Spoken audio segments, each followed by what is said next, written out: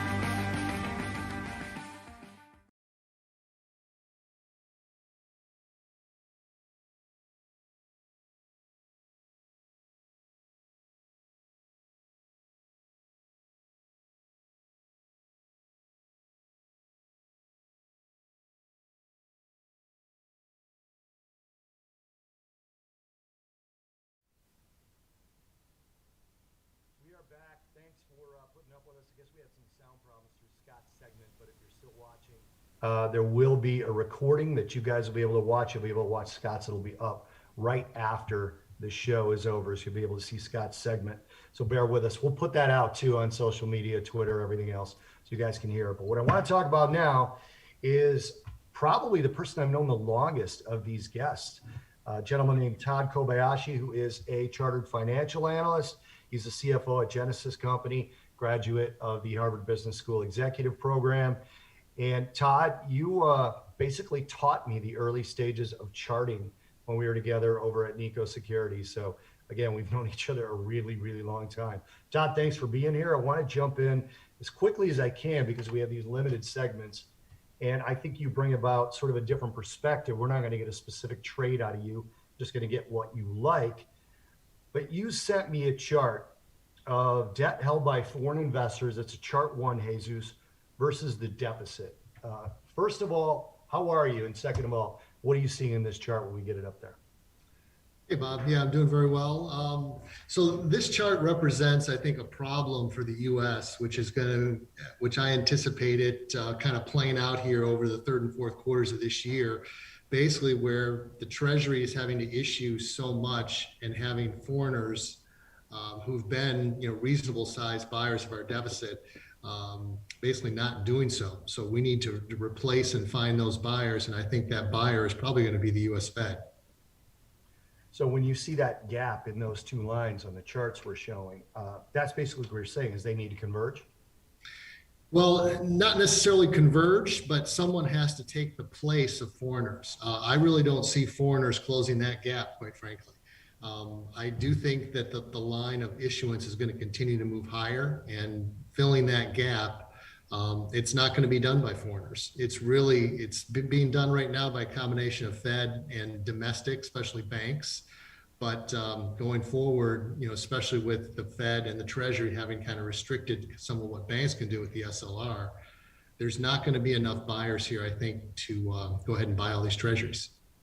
So what has to happen from a perspective of, and again, this is being caused in part by stimulus programs, correct? In part by trying to stabilize the yield curve. And they're only still technically or officially working on that front end of the yield curve. So maybe 5-year longest duration, but more likely 2 years and in. So do you think this gap will widen in the short term if they start YCC, for those who don't know, yield curve control? Because you also kind of think that's coming, don't you?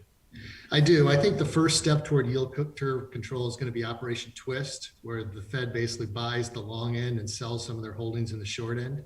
I think that solves a couple different problems. We've had because the banks have all this near-term cash, they have to buy short-end instruments. There's not enough of them out there right now. So that'll help that spot. And then it'll also provide some boost in the long end. You can see the 7-year, 10-year, 30-year auctions have not gone well. I think those are continued to not go well. And so the Fed is going to have to do Operation Twist, I think, at first to step in and try to fill that gap. So let me ask you, and we're going to put up a second set of charts. It's the 5-year tips versus the 10-year tips. Again, for those of you that don't know, tips are Treasury inflation protected securities. So they theoretically guard against inflation. They give you yield versus where inflation is expected to be. So we're putting those charts up now. Now, my question with this is, you talk about how poorly the 7-year, 10-year, 30-year have gone in terms of buyers. Do you think that's because of the uncertainty of inflation, or do you think that's because they're not priced correctly where inflation, or where the public or the market thinks inflation is going? Well, I think it's interesting, as you can see in these charts, the 5-year tips, they're basically on their low, those tip yields. So real yields there are very close to their lows, where the 10-year tips have not. I mean, the 10-year tips have kind of rallied back some. So it's a little bit of a credibility issue. I think the market expects inflation in the short term, but they don't expect it right now to be a long-term problem. So the Fed kind of is maintaining their credibility in the 10-year space. And that space, I would say, is probably the most impactful for precious metals. I think precious metals are trading a little bit more with the 10-year tips than they are with the 5-year tips. But both of these charts, as the Fed comes in and does Operation Twist, I think that's going to be a catalyst for precious metals, because effectively what it's going to do, it's likely to cap the longer end rates, but not really have an impact on inflation. So if inflation continues to move and yet the yields are capped at the longer end, that should drive real rates down. And that, I think, should be a real catalyst for precious metals to move higher. All right, so precious metals then. Do you have a precious metals position currently? Are you looking to reinitiate one? I know you've had one in the past, and myself and Mike Arnold, who's the co-portfolio manager of the stock think tank, we're still in one simply because we put on a position with sort of wide parameters. So Right. what do you think about the precious metals? What's your favorite side of that?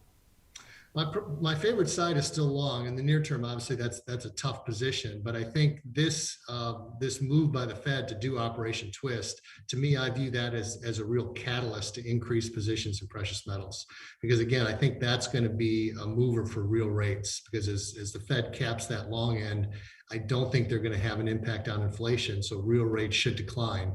And I think it's really an interesting point here to think about. The Fed fighting an inflation problem, the way they're going to do that this time, I think, is they're going to actually buy treasuries. They're not going to reduce QE. They're not going to raise interest rates. I think those notions are unrealistic. I think they're literally going to have to buy more long end product, and not really fighting inflation, but really just trying to manage the deficit and manage treasury issuance. So then that's not really Operation Twist, is it? I mean, actually, if you can, just explain to everybody what Operation Twist was and what it would be if they started it again. So Operation Twist is basically taking some of the short-term treasuries that are on the Fed's books and basically selling those, and at the same time buying longer end instruments. So the Fed's position is effectively neutral. Their balance sheet doesn't get any bigger, but it provides buying in the longer end and selling in the shorter end. Which raises shorter end yields, which they don't want either, which is kind of your point. It could raise shorter end yields, but the more impactful thing, and I think the most difficult spot for the Fed, is going to be how to manage longer term rates. So trying to put a cap on the 7-year to 30-year sectors, but probably more like 7-year to 10-year sector. That, I think, is going to be a big goal of the Fed, and I don't think they can let those rates go too far. All right. So from a perspective of the 7 to 10 year, this is your opinion, obviously, you're not speaking for Genesis Company or anyone else, but what is affected in terms of the average person when the 7-year and the 10-year yield rises the most? Is it mostly mortgages? Does it affect credit cards? What's your thoughts on that? I mean, I think for the average person, it is going to be mortgage rates, but it also kind of slows down, rates for businesses and other things in the economy. And it also makes it more expensive for the government to continue to do what it's doing, which is issue a lot of treasuries. I mean, when you think about supporting the deficit and the interest payments that the U.S. has, they really can't let rates go too far. So when you say it affects businesses, so you buy that the tech, when we get a tech sell-off, when we get these spike in yields, we get sell-offs in the tech sector and the Russell. The tech, theoretically, we get the sell-off because all of a sudden their EPS seems expensive, right? They seem overpriced because you can now get a little bit more yield in treasuries. We can talk about Russell after that. What do you think about that? Yes, I think that's true. And obviously the longer duration of those earnings, has more impact as well. Tech isn't earning that much right now. Most of tech's earnings are in the future. So that obviously has an impact as well as rates rise. Okay, so where is it, the speed of the yield or the literal level of the yield? And is it real yield versus nominal that would affect tech more, in your opinion? I don't think it's necessarily real yield that impacts tech. I think it's nominal, and it isn't the speed, it's the level. I think the level as we get, particularly above 2% in the 10-year, I think that's going to start to be more difficult. All right, so I've got 10-year at about 230 end of the year. Do you think that's possible? And what do you think that does? And that's a bad question for you. Do you think that hurts tech badly, if I'm right? I think it does hurt tech. I do think it's possible, but I do think the Fed is going to probably do Operation Twist before we reach 2.3. So I think as the 10-year starts to go toward 2%, that's going to be kind of a put up or shut up time for the Fed. All right, so it hurts a Russell as well. Do you think that's more about the potential slowdown that higher yields bring to the economy, or is it lines of credit, or is it all of the above? I mean, I think all the above. I don't think there's a specific thing in there that sticks out to me in what you just said. Okay. Let me ask you one last question before I let you go. From a perspective of inflation, we just talked about what the market thinks versus at least what the Fed dot plots, we didn't even bring that up, but the Fed dot plots don't show what the market shows, at least for now. And Jerome Powell's tried over and over again to get people to not look at the dot plots. Somebody I follow on Twitter, Kyla Scanlon, I retweeted her this morning, and she basically said, Jerome Powell, we don't believe you. And I think she was really paraphrasing what yields were saying more so than her own opinion. Where do you stand? Do you think inflation can be stopped this time, considering that we haven't really had, you could technically say we haven't had inflation in 10 years. Jerome Powell says almost 3 decades. Where do you stand on that? I think it's different this time, mainly because of the fiscal spending that's out there. Fiscal puts money in the hands of the individual person. And that I think has a lot more impact on prices than QE, which QE generally kind of stays in the banking system. But I think the massive fiscal spending that we're doing, that to me is the big difference of what we're doing now versus what we did after 08. So one of the things we saw with the last stimulus, we saw savings rates go up. And we actually saw consumer spending rise, but not to the level of the first stimulus. People forget this is the third one, really, of this particular crisis. Do you think that trend continues, or do you think this $1,400 immediately gets spent? I think some of it gets saved, but I think people are less nervous than they were the first time around. So the first time around, they probably saved a little more than they're going to save this time around. I mean, I have some friends who are car dealers, and they're having record months. This month is an all-time record for them in terms of selling cars. So I absolutely think people are going to spend a majority of what they're getting. Last question before I let you go. It's kind of a curveball. The block trade, the Bill Wang story, on your radar or not? Transitory or a real issue? I think it's transitory. I mean, unless it were to open up larger problems with some of the prime brokers, I think it's a transitory story that the market gets past. Yeah, we're seeing big sell-offs in in foreign banks this morning, but the domestic banks are only off slightly. Scott Bauer wants to buy JP Morgan. So I think he's kind of in that same camp, or he's going to sell increased volatility, which as you know, is really the same thing almost as buying the stock, is selling that heightened volatility. So you don't feel, at least for now, it's contagion worry? I don't think so. I mean, and there's so much with this stimulus, there's so much wind at the back of the economy right now. You've got great comparables. It's just hard for me to see that unless there's a contagion out there that, again, would cause some dominoes to fall in that prime brokerage space. I think this is could be a one-off. Todd, thank you so much. Are you active on any social media channels, LinkedIn, Twitter, if anybody wants to follow what you're doing? Yes, I'm on Twitter and LinkedIn both. Can you give those out? It's at tkobe11 on Twitter, and LinkedIn. I'm not sure off the top of my head. All your last names so people can look for you if they want. All right, great. Kobayaashi is Todd Kobayashi if you need to find him on LinkedIn.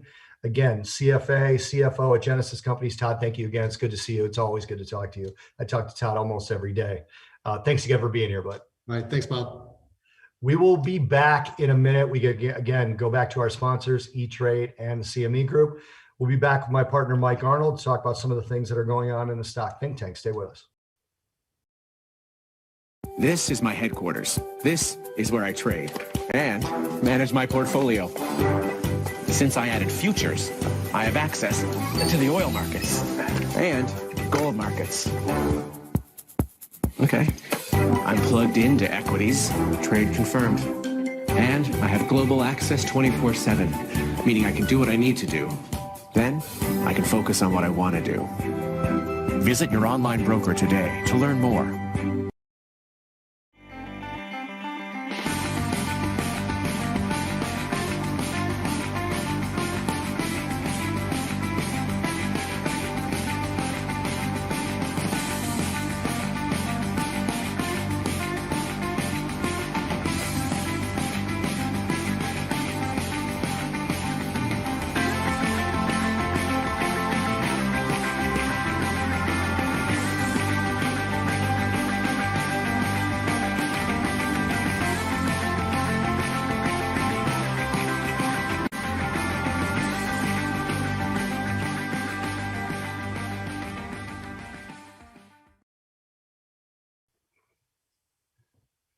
We are back. Market Think Tank brought to you by PureXposure Media Group and Real Daily, sponsored by E-Trade and the CME Group.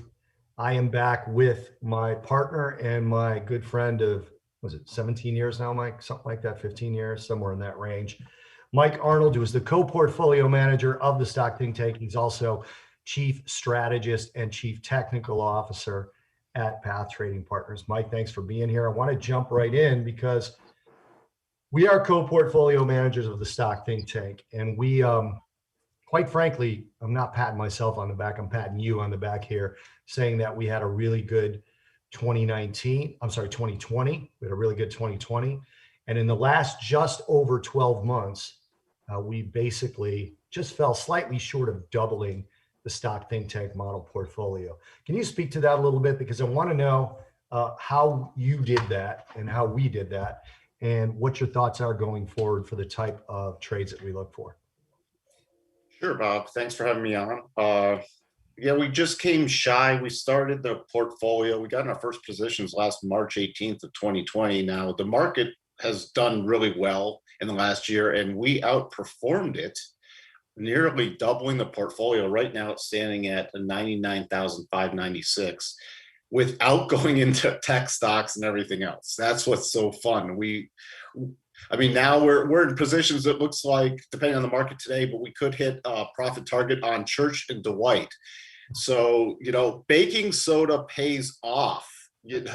I mean, that's Arm & Hammer.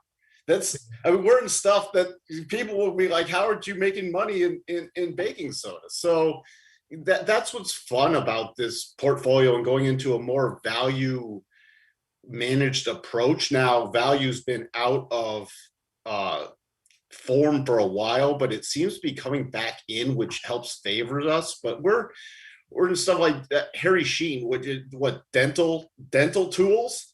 I mean, yeah, I actually keep saying the name wrong. Is it Harry or Henry? I go back. I don't. It's Henry. Sorry, that's Henry. See, Henry. But I just come up with the scans. We do fundamental scans, and then because we're a value-oriented portfolio, and then we take technical entries. And even if we have something comes up in a value portfolio, but it's fair or slightly overvalued with some of the fundamental metrics, we won't get in it. We need some undervalued or slightly undervalued that have a great technical setup, sort of like the Walmart, which just triggered this morning. I believe the open was a 135. So that we issued a buy alert for that over Friday evening, over the weekend, to get in on the open, because it was a wonderful technical setup, which just triggered. So let's pull off on Walmart for a second if we could, because I want to put that chart up. I don't want to put it up yet. So, well, actually, maybe we should, since it just triggered. Jesus, can you put up that Walmart chart, please? The funny thing about things like stocks like Church and Dwight and Henry Sheen and Foot Locker and Best Buy and I mean, you just go through the list of things. If you look at our model portfolio, Mike said we're at 99,000 and change right now. We started that at 50,000 just over 12 months ago. At the end of March, it'll be 13 months. So doubling that portfolio in a little bit over a year is amazing. When you think of, I had never even heard of Henry Schein. I had to look it up. And one of my very close family members is a dentist. Henry Schein makes dental supplies. And if you think about Henry Schein as a great example, we had, what could you not do during the pandemic? What couldn't be replaced by Amazon or by DoorDash and Grubhub or by, Walmart's delivery service? There's things that could not be replaced, and one of those is trips to the dentist's office. So it actually makes sense that the stock is going to its all-time highs. But from that perspective, we're talking about Walmart now. We issued this alert on Friday night, so our members, our paid members, should be getting into Walmart as we speak. Talk about what we're seeing on this chart that Jesus put up and why you like this. Oh, on Friday, we closed into above the swing high. I believe it was March. We had on March 15th, there was that nice little swing high before the most recent pullback. We closed above that on Friday into what we consider an advanced clear path move, which means we don't have a lot of resistance until around the 139 area. And then if we can get above that, we have a gap. So we had a big gap down from earnings, and gaps are magnets. So on a rally, especially on a close then above that 139 level, we're watching for the longer term gap fill. And I mean, I like Walmart as a company. It comes up in our scans. We just have to wait for good bottoming technical setups, and that's why we're very patient. We sit on our hands. The only negative is slightly against the weekly rotation zone, but with this kind of pattern it just set up, it's a pretty strong longer term play. What about the 50-day moving average? It comes in right around where that gap is. Gonna watch for the 50-day. I got it at about 136.53. Yeah, I'm going to watch to see how it hits it. We might get a slight little pause there, but even the 200-day simple is in the way too. But I'm then going to watch the pullbacks into the daily rotation zone. Right, so and that if we were even actively more managing it, then those might be even add-on positions or reduce into those key levels and then re-establish a position. We're just not that active in the stock think tank. We're a very active portfolio because we might be in and out of positions within a month, but for the even more active trader, those are great areas to possibly reduce and then on a slight pullback re-add. Okay, so let me clarify that a little bit, and then I'm going to ask you to give that exact Walmart trade, because we're basically going to give everyone a free trade that's being activated right now as we speak. When Mike says we're not active, meaning we don't adjust trades unless we do one of three things. Number one, we might extend the target. So when we send out an alert, the target, the stop area, I'm going to call it a stop area, even though we give you an exact price. That's explained more if you become a member. The target, the entry, the buy up to price. In other words, if we can get better than that price, we're fine with that. And that target might be something that we actively change. In other words, Mike's going to give you a target on Walmart. If we see the momentum is building, we'll actually send an email out raising that target. So increasing our reward. We generally only do that after we've raised the stop or trailed the stop to reduce the risk. That's what he means. But in terms of us being active in the portfolio, we do enter and exit trades. We take profits. We cut trades at minimal losses if they're turning or if they're not going our way. Usually, at least over the last 13 months or so, the trades have mostly hit trailing stops. We've had very few full losses. We have had some losses. What I mean by full losses, the initial stop price that we issue with an alert would be a full loss. And we've had very few of those. Most of the times we've taken a loss, it's been a small profit or a small gain rather than a full profit or a full loss. If you could, Mike, give that full Walmart alert out the way that you sent it out to the members, and then I want to talk more about it. Sure. The full alert, I'm just looking to make sure I get it right. It was buy at 135.10 or better, and we had that on the open today. Stop 125.95, target 144.65. So that 144.65 is just right around that, the fill to not the close before earnings, but to that open on the earnings day. All right, so how do you work stops? Like, how does the stock think tank work stops specifically? Because a lot of people, when they hear stop, they mean, okay, so if there's a flash crash day that ends up higher on the day, I might be stopped out and the trade could go your way. We always do stops on a closing basis. So we need it to close below that key level. So if it were to close below 125.95, having not moved the stop, we would exit the position on the next day's open. And you touched on this, why we don't do it on a just intraday basis, especially in these market conditions with high volatility, is because you can get these quick spike downs that then recover during the day. And in all our historical testing, sometimes you do get worse exits, but the majority of the time you get better exits by waiting for the next day on the open. You're still going to take a loss unless our trailing stop is above our entry price, but you're going to actually get a slightly better exit the majority of the time by waiting for the next day's open than getting out on intraday or even right before the close on that day the stop is triggered. And the obviously, you can't, there's the risk of an excess loss too. We had one excess loss last year, actually still to date, since we launched the model portfolio last March, we've only had one excess loss. And what Mike is talking about is over the long term, you generally have better than your full loss doing it the way we do it with trailing stops and waiting for a close below that stop level. Mike, what is the core portfolio's reward to risk ratio right now, and what does it mean? Overall, let's see, let me get the most accurate number. We're at a reward to risk of 1.85. So for every dollar we risk, we expect to get a reward of $1.85. And currently we're at 74% winners, 26% losers.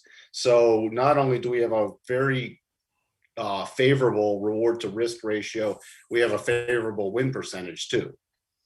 So you can just do that math, right? I mean, it's pretty obvious if you're winning 74% of the time and you're making $1.85 each time you lose, it would have to be a pretty catastrophic losing streak to actually destroy but not that that can't happen, it can, but it'd be a pretty catastrophic losing streak to destroy the portfolio. Am I wrong? It would take a catastrophic, and that's a good win percentage. And that win percentage, if we go into another bear market or another market that pulls back substantially, that's where you're going to get a little drawdown. But that also gives you, once we start getting the buy signals again, then that's generally when we outperform the market, because we get a lot of stocks and technical entries that are at really good prices, and we're then actively managing it. Just like with our Church and Dwight, we did hit the profit target this morning, so that win percentage is going to go up a slightly even higher based off what we just hit. So that means as of today, the portfolio is doubled, isn't it? Yeah, the portfolio is more than doubled. Okay, so it's more than doubled in a little bit over a year. That's from 50,000 to over 100,000 using our particular risk management as well. Can you speak really quick to the position sizing? And then we exited Lockheed Martin last week. I want to talk about the stocks that are in the portfolio right now so people can get a feel of how we don't do crazy stocks like GameStop or AMC or Tesla. Talk about the position sizing part of it. Well, we go in and we have a set fixed risk, which the risk per trade increases as the portfolio increases. And therefore, if the portfolio did have a drawdown, it would start decreasing. But we go in and risk per trade is essentially the same across the board. So it doesn't matter the stock price. We're always adjusting the number of shares we do, because we don't know which positions we're in are going to be winners or losers. If we did know that beforehand, we wouldn't, of course, get in any losing positions. So we don't want one stock to, let's say that happens to be the loser and we tripled our risk on it. Well, that can do major damage to the portfolio.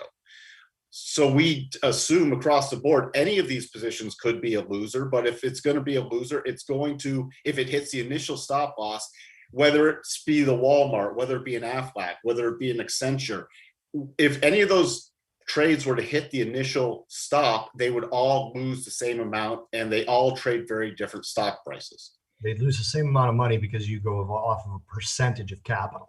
Correct. You Like say- right now, our risk per trade before closing that Church of Dwight was $1,992 per trade. How we got that was taking the core portfolio amount, and then risk per trade is 2%. So what did it start at then? Obviously $1,000. Correct. So when we started the portfolio at $50,000, it was 2% per trade, which was $1,000 of risk per trade. And now it's at, well, when we entered Church and Dwight, it was at 99,000. So it was 1,900 and change risk per trade. So the risk amount went up, but the percentage stayed exactly the same, which helps your psychology, Marwan. It really helps the psychology because everybody's going to have losing trades. We might have even 25% losing trades. That could get worse at times. It could get better at times, but you are going to have losing trades. And to know going in that even if you take a full loss on a trade or even more, like last year we had Intel that had a big gap down against us and closed way below our stop price, but it was still manageable because even though we lost a little more than our initial risk amount because of the big gap, it didn't hurt the portfolio that much. It took a couple more good trades to make up for that and more. Other than the stockthinktank.com, Mike, where can people follow you specifically?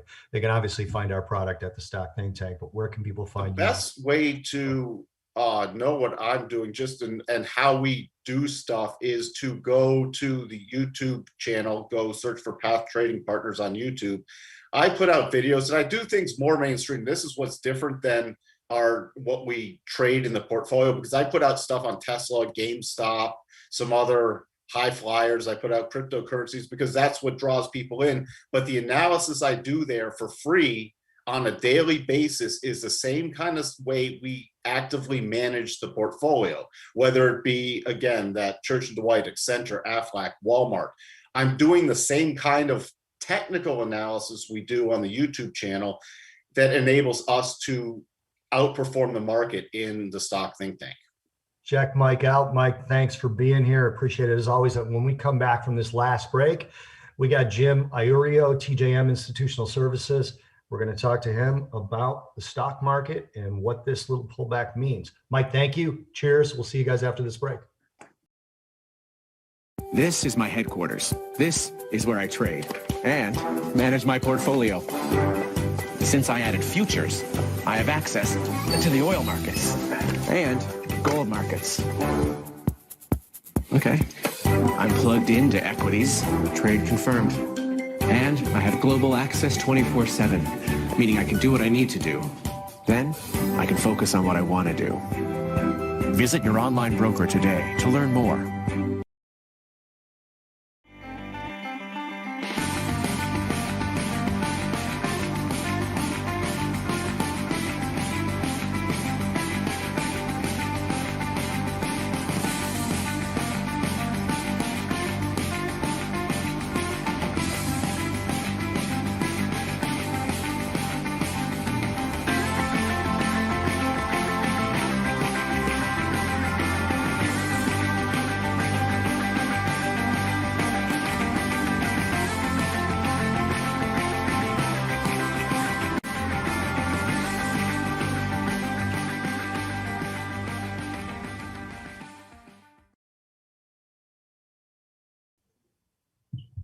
We are back as promised with Jim Iaccino, who is also, he's managing director at TJM Institutional Services, but he is also the host of our new show, Futures Edge with Jim Iaccino, which is doing spectacularly well, especially on the track record of some of those trades given out. Carly Garner killed it last week. We got Bill Baruch on your show this week. Let's talk about that for a few minutes before we get into what you're looking at. So it's going to be on Wednesday, 2:30. Like you said, Bill Baruch from Baruch from Blue Line Futures, who's a bright kid. I'm looking forward to talking to him. He has fabulous hair, way better than either you or I. And that's 2:30 Chicago time, 3:30 Eastern time. I know Bob likes me to say Eastern time because that's where he resides, but I think Chicago is the center of the universe, so I tend to give it in Central. But it's 3:30 Eastern time on Wednesday of this week, the 31st. It'll be recorded after that, but watching it timely, it's going to make a big difference because we're going to talk about things that are happening that moment. It's kind of going to be a macro down to a technical look and then give some trade examples. It's been a lot of fun. There's been some great examples and some great crowd participation so far. Yeah, I've actually been 100% in my trades on your show, but I only took half of it. I know you have. And I promise we'll have the sound working at the start of that show. Unfortunately, the start of this show, sound wasn't working. So we have Scott Bauer. I need to re-record Scott Bauer's segment and send it out to everybody that wants to see it. But right now we've got a market that opened lower and is coming off the lows. We have the issue with Bill Hwang's fund, forced liquidation. A lot of people think that's transitory. That's what you told me when I first asked you about it, that it was likely an opportunity. Tell me what the opportunity is. Well, let me, to refine my point a little bit. You either have to decide if it's transitory, if it's a one-off, or if it's indicative of some enormous short position that a lot of other people have on, and they're going to start to be uncovered.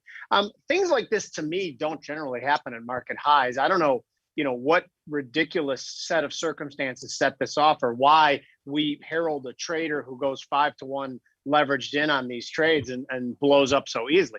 But if it's an independent thing, when these things happen, I enjoy, and I think it's good for the market to be reminded that there's risk every once in a while, and to see risk step up and slap people in the face, particularly people who are leveraged 5-to-1. I shed no tears over this guy. We're talking, on Twitter, like legendary trader Bill Hwang.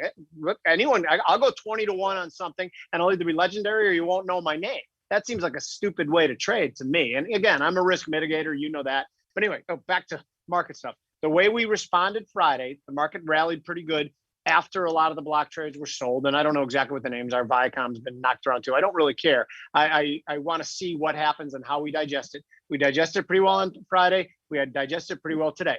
My trade you're going to see is going to be a relatively low risk trade because, again, we don't know if it's the tip of the iceberg. I just don't think it is. Let me ask you something. So we're going to be looking at a call condor, which is a little atypical of you from the trades you do, usually doing flies or broken flies, but a condor basically is a different sort of fly. But again, it's low risk. But before we go into that, I want to touch on something you just said. You said Viacom's been thrown around. I don't really care. Something that my partner, Mike Arnold, who was the guest before you, has said for years and years and years is that why is the weakest in the hierarchy of questions for a trade. Why did this happen, right? Why is the market lower? He maintains, and I tend to agree with him, that what is more important? What are you going to do with this opportunity or with this event that's happened to your account? Would you agree with that? And I'm going to ask a stupid thing. Why would you agree? No, I like it quite a bit. And I think that all that matters, you get a set of circumstances and you can dig into why it happened forever. I like to mention that the why is that he was highly levered, way over his skis, and it slapped him in the face, just because I think it's a word of caution to other traders. But that's the only reason that it's of any value. The what is far more important. What are we going to do with this? And what I'm going to do with it is I'm going to put it in the box of this is a one-off. This is going to take a couple days to clear itself. And then all of a sudden, we're going to concentrate on other things. Remember, Jay Powell came out on Thursday and said, we are going to be very, very gradual in monetary policy changes. He said very twice. That's 100% more varies than a normal sentence needs. That to me means he is serious. So I think the Fed has still got our back, and I'm still somewhat of a bull. How do you feel about inflation? Transitory? I don't think it's transitory at all. And I don't think, and the guys, when they come out and say, oh, we see inflation, but it's transitory, like based on what? They've been trying to start the fires of inflation for a long, long time. To me, it seems like they've been successful. I spoke to Larry Kudlow on Saturday, and yes, I'm a name dropper and I make no apologies for that.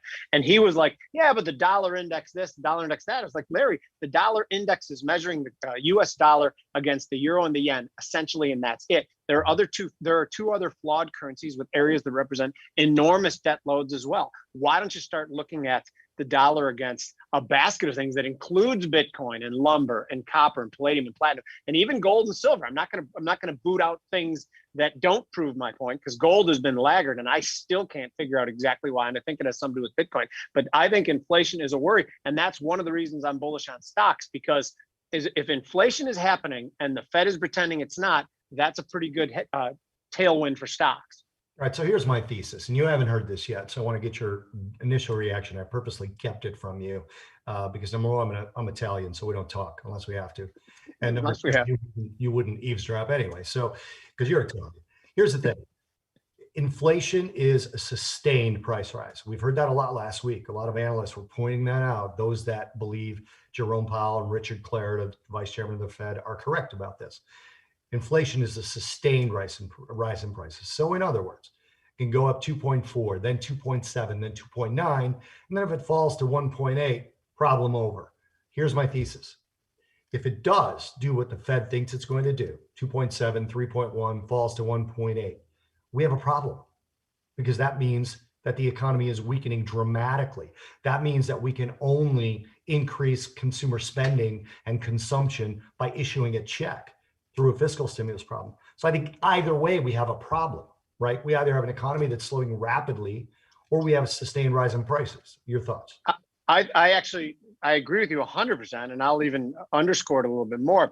I believe, and particularly being in the restaurant business, I know you have family in the restaurant business as well too, and you see what the problem is and why we couldn't really get the economy going even pre-pandemic. We're in a situation where we are so highly regulated, and the taxation on companies almost appears to be punitive that we can't get critical mass and start moving unless we have a Fed that keeps rates very, very low. And then the pandemic happened, and they had to do that, in spades, obviously. And now what we're seeing is we have an economy where they can't pull back. So the only thing that could happen if they can't pull back and the economy can't rise on its own is that we are in bubble bust, like we've been in twice before in our investing lives, which was in the tech bubble and the real estate bubble. Now, this one, I don't see where the bubble is. And if they can really effectively create an everything bubble, when people say an everything bubble, well, everything bubble doesn't pop as easily because bubbles pop when people leverage in and jump to one asset and then the margin calls happen. So I think, yes, we are in a bubble bust cycle. I think it's because of what you're saying. It's been easy money for a long time to make up for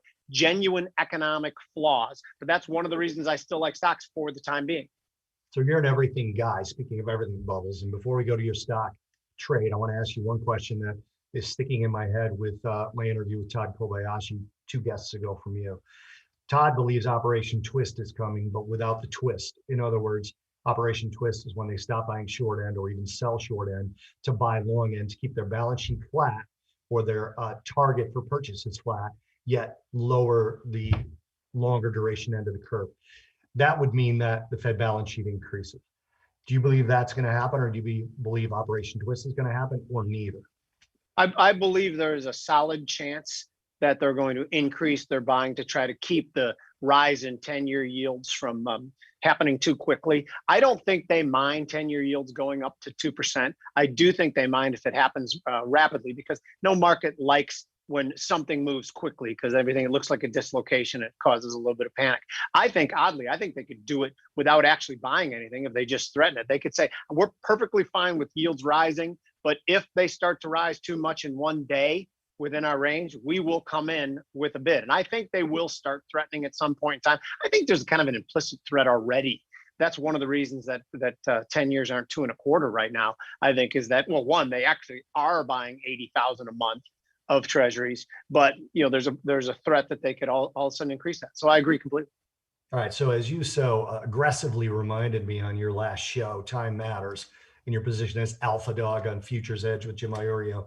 Let's get to your trade. You want to do an April call, Condor?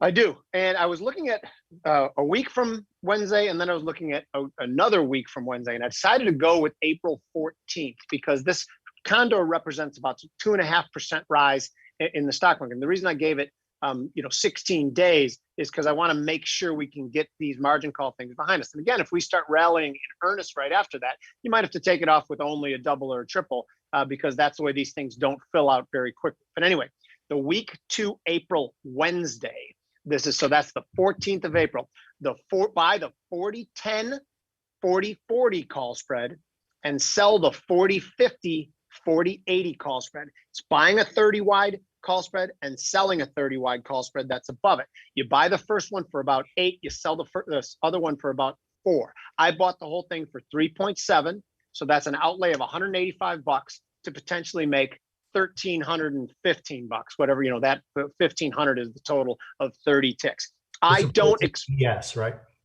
This is ES. I'm sorry. This is the S&P futures ES. So if I don't expect to make the full amount, I never do in these. When you have a 10 wide in the middle of the condor, it increases your odds of making a good amount. I thought this was a relatively inexpensive way to get through whatever going on with the Viacom liquidation or whatever the margin calls are, and then look at a potential rally over the next couple of weeks. And again, if you lose your $185, you lose your $185. I know we on Futures Edge, we talk about trades a lot, and yours have been extremely successful, alarmingly so. Mine, not as much. My trades, though, are lower cost, lower probability. So the times where I lose my money is more frequent, but the times when I make money, I make good money. And I have a couple of these type flies and condors on right now that I have high hopes for. Yeah, it's funny. We talked about reward to risk with our stock think tank product with Mike, and reward to risk and win rate matter. You can have a lower win rate when your reward to risk is as high as the trades that you take. And as you talk about all the time, you don't expect to make the full amount, but you still could end up with a 5-to-1, 6-to-1, 7-to-1 without making the full amount. Am I right? And that's when the beauty happens. And I love when something goes perfectly for me, I make like a 5-to-1, 6-to-1 on these type of trades. And that's what I'm looking for. When I have a condor, I get a little more greedy because I have that 10 tick range that it could make the maximum, instead of a fly where it's just the 1 point range where you make the maximum. So in condors, you generally tend to pay a little bit more, but you have greater expectations. And again, time frame is going to matter. This has 16 days in it. If this starts to rally, in the next couple days, and I have a double on it, I might take it off relatively quickly. But if we get through 12, 13 days of this, we're still below the bottom strike, I'm going to get greedy and try to pull in much more of the max. Jimmy, where can people find you? First of all, plug your show, because we got a show on Wednesday. Okay. Second of all, where can people find you individually? First of all, the Futures Edge with Jim Uriel has been so much fun and has so much fan participation. It's been great. That's going to be Wednesday, the 31st, 3:30 Eastern time. Bobby will tell you how to sign up for it. And again, it's going to be recorded, but it's better to be timely. This week we're going to have Bob Iaccino and Bill Baruch. I'm at Twitter I'm on Twitter at Jim Uriel. That's JIMIUORIO. And we have a lot of fun on Twitter. It gets a little crazy, but I enjoy it. Yeah, you're pretty good at waiting above the cesspool. You get in there once in a while, but you wait. Sometimes I stir up the cesspool and then run away. That's what I pretty good on Twitter. So again, Jimmy, thank you for being here. Check out the show. If you haven't seen Billy Baruch's hair, you gotta see it. You gotta see it. It's something to behold. I agree completely. Like maple syrup holding it up. I don't know what it is, but he is really, really, really bright. So he's really no doubt runs like 4,000 companies. I don't know what he does, but so we'll have him on the show. Thank you again for being here. We've come to the end of another Market Think Tank, sponsored by E-Trade, sponsored by the CME Group, brought to you by Real Daily and the PureXposure Media Group. Watch the replay. I'll get Scott Bauer back on, record a session with him, put it on our YouTube channel so you guys can watch that. Sorry to Scott about our sound being bad. Sorry to all of you that tried to watch us live and left. We'll get you the replay. Cheers. Thanks for being here. We'll see you next time.